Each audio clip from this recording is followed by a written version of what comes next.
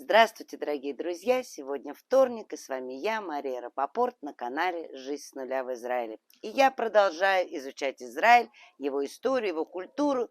И вот пару недель назад мы съездили в кибуц Эйн Шемер для того, чтобы узнать, что такое кибуц. Познакомились с потрясающими людьми, услышали историю создания кибуца и кибуцного движения в Израиле.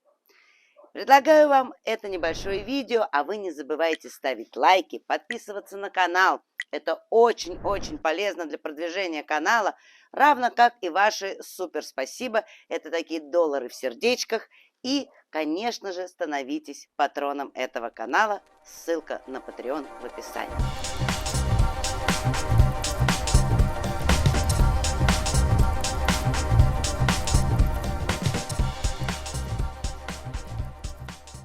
В кибуцном движении есть два течения. Есть течение Такам и Шомер Цаир. Шомер Цаир, он более коммунистический. Вот кибуц Эйн Шемер, он принадлежал к течению Шомер Цаир. Коммунистическому. Да. Он более такой идеологический, коммунистический. Когда-то тут еще в конце 40-х, 50-е годы, в начале 50-х, естественно, в самом начале 50-х, даже в Моадоне, в красном уголке, висел даже портрет Сталина. Тальма, которая у нас была учительница иврита, она у детей, она все время рассказывает о том, что когда умер Сталин, вы знаете, что он умер 5 марта 1953 года, то в кибуце Эйн Шемер отменили празднование Пурима. Ужас какой. Да. Ничего себе. Да. Я надеюсь, То есть, портрет Сталина уже сняли? Конечно, уже да. Kibbutz, until 6-7 years ago, it's been this gate. And who did this? It's my grandmother, Roma. They get some money from her family from Poland. And because you have to give the money to the kibbutz, so she think what to do.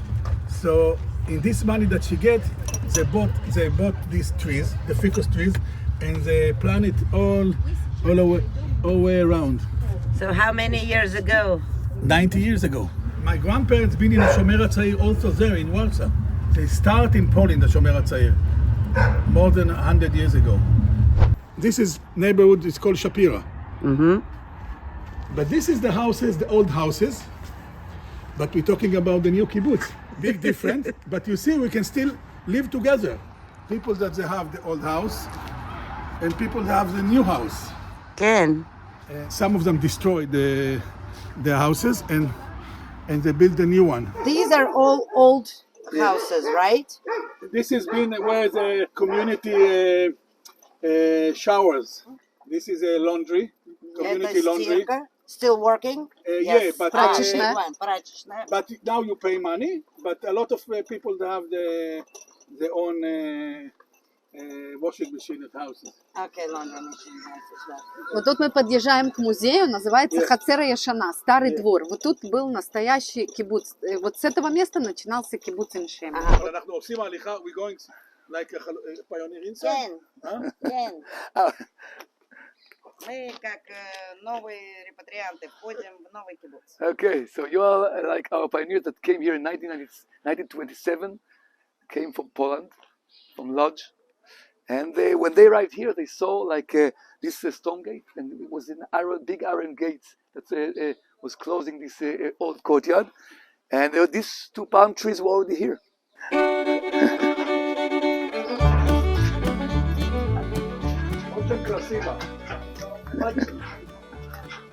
Let's dance. Yes. Just start to dance. Papa Nagila.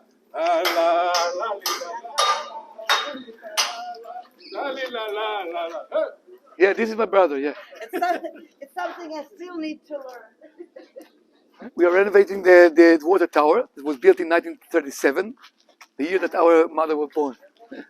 Yeah. At the beginning, when we ran the water, we brought the water with this cart and 4 barrels from the nearest town, Kalku. For 8 long years, wasn't water here.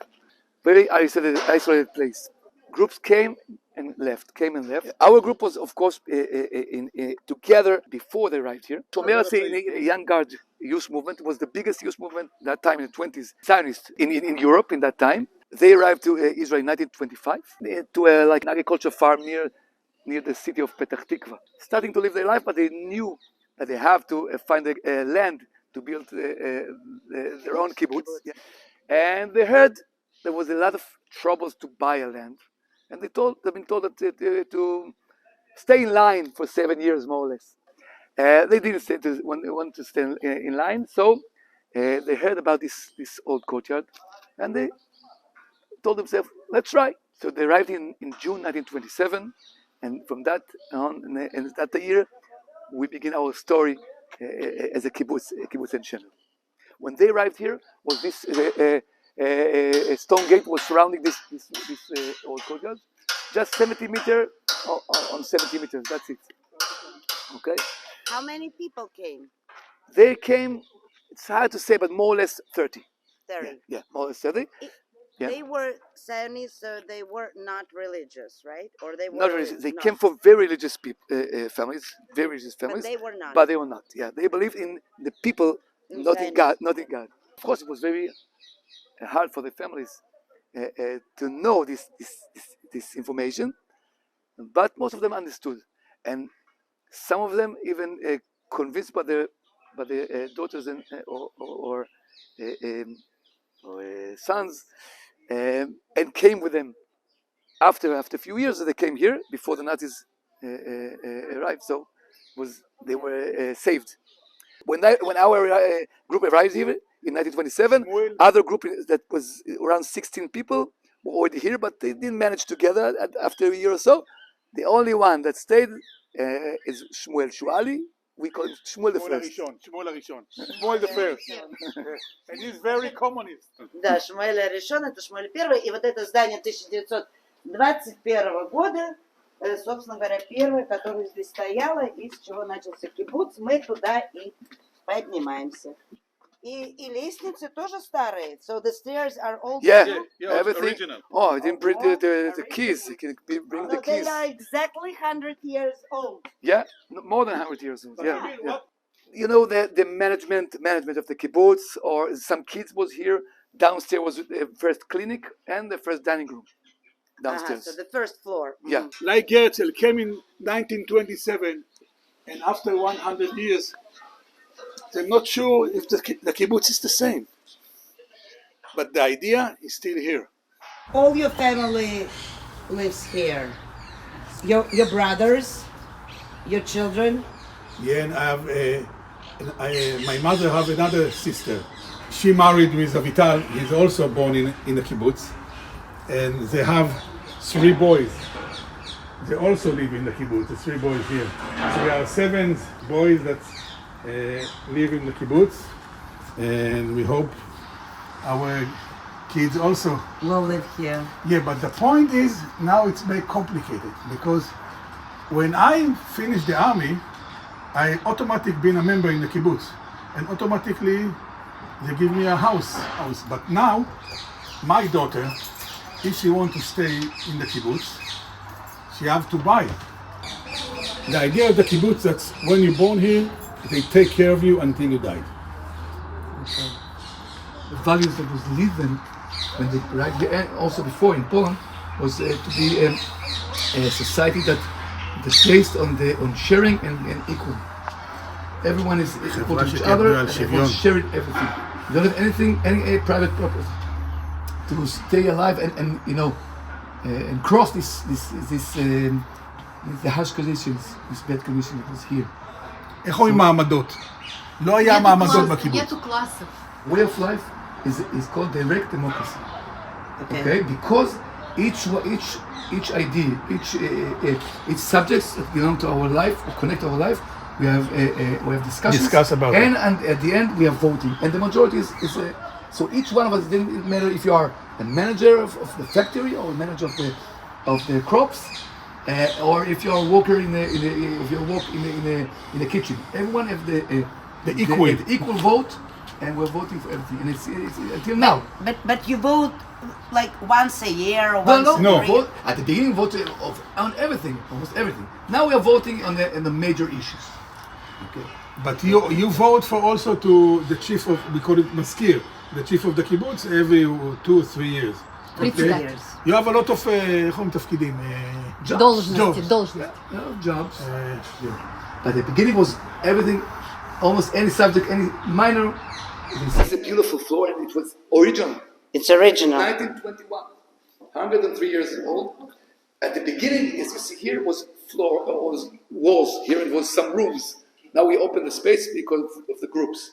But this is the same same floor. But tell me, when you're going to eat in the morning, breakfast, each person have their own place, or you can sit whatever you want?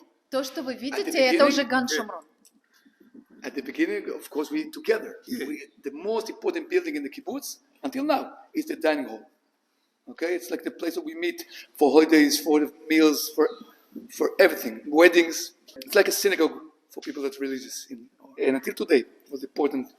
Usually, it's in the middle of in the center of the kibbutz. It was the biggest building. This wall is very important.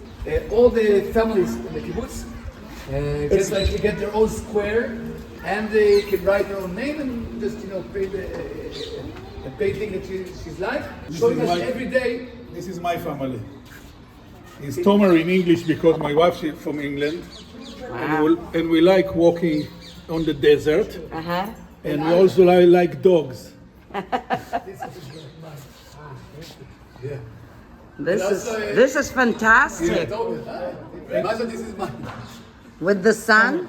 Tomer, yeah. In Hebrew, it's the sun. Here is there Tomer in English, here Tomer in Hebrew. Yeah. And every day I'm passing here. It's remind me that the kibbutz is one family. That's fantastic. Absolutely. Very good. Ого, какой замок. This room is for the museum. Like a weapons room, and very old weapons from very variety of periods of time. Here you can see the rifles from the 150 years ago, something. Yeah, as you can see, from the Turkish area. Because in the beginning, it's no army here. So you have to guard yourself.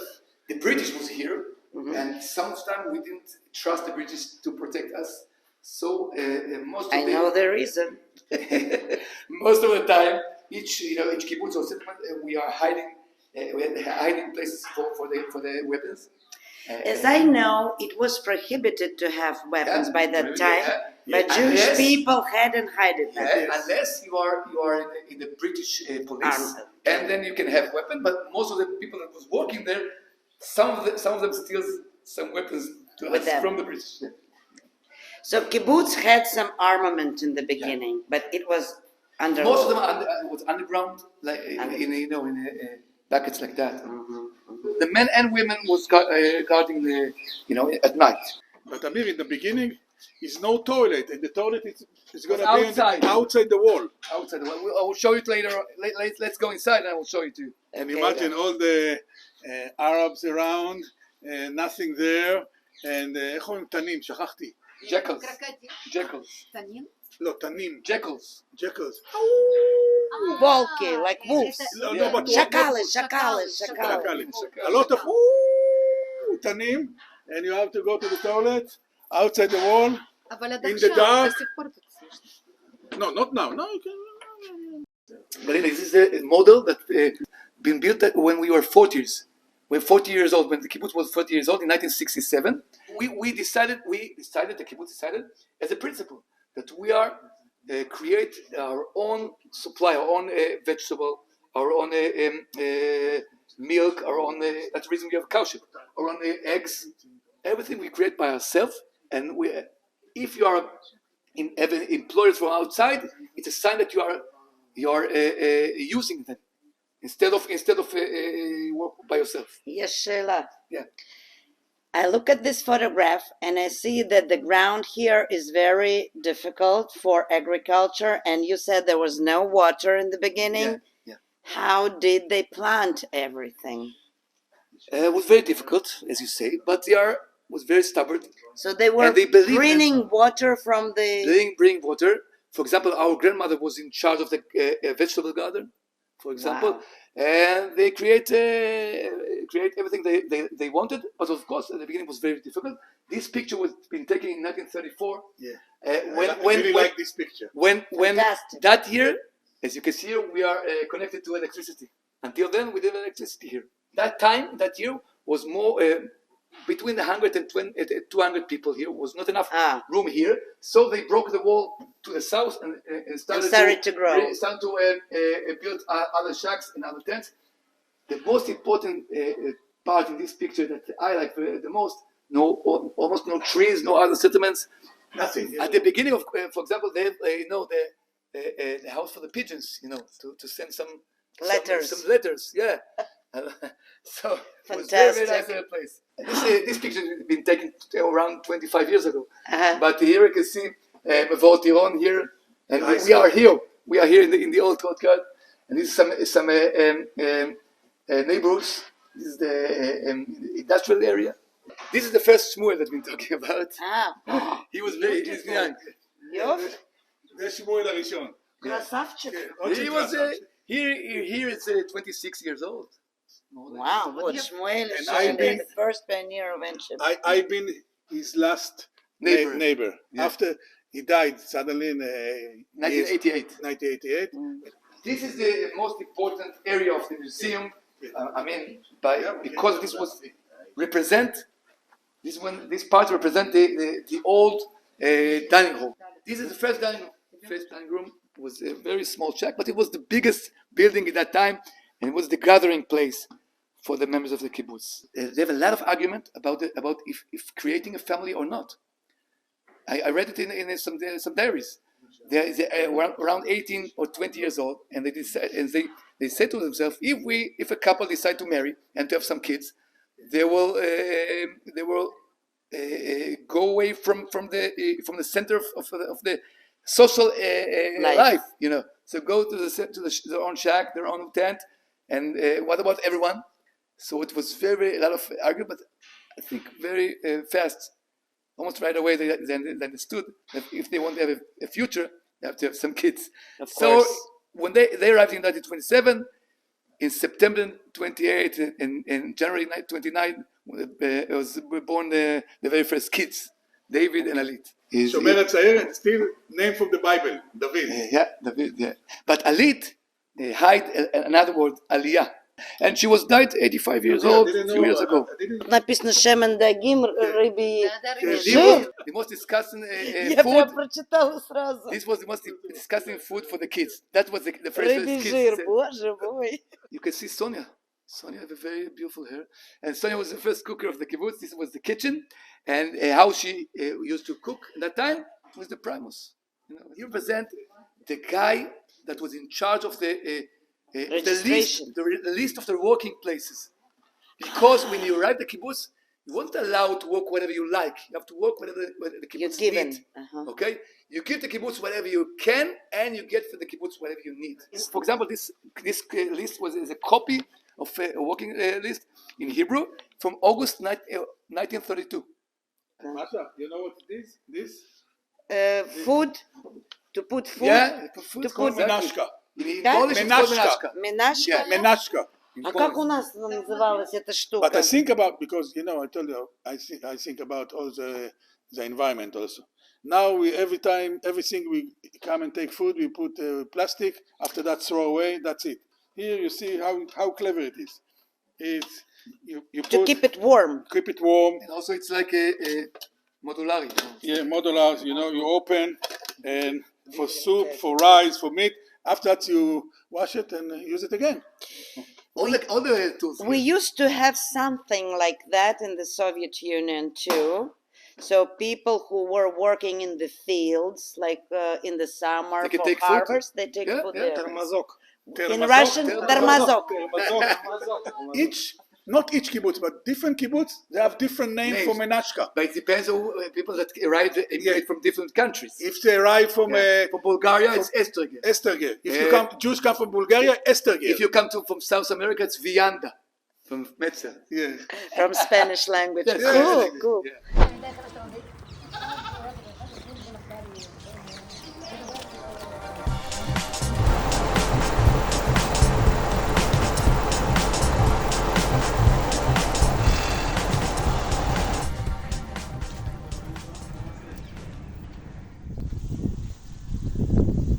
Kibbutz earns money from agriculture, mostly, and cows. It used to be. we used to have only agriculture, cows, chicken, wheat, corn, potato, cotton. All this we used to grow ourselves and to live. Also, I forgot orange and apples, avocado. In the beginning of the 60s, a lot of kibbutzim start to grow more and more children, and the community is bigger, and they have to find another places to make money. And also, we start to get modern. So we find a factory, a rubber factory, and many people start to work on the rubber factory. And after that, also a plastic factory. Yes, the factory make more money than the agriculture, but now we sell our plastic factory and half of our rubber factory. And what we make money now, it's most of the people, they work outside and bring the salary. And we have also Tzomet Karku, Alonit. It's big canyon, and it's belong to us.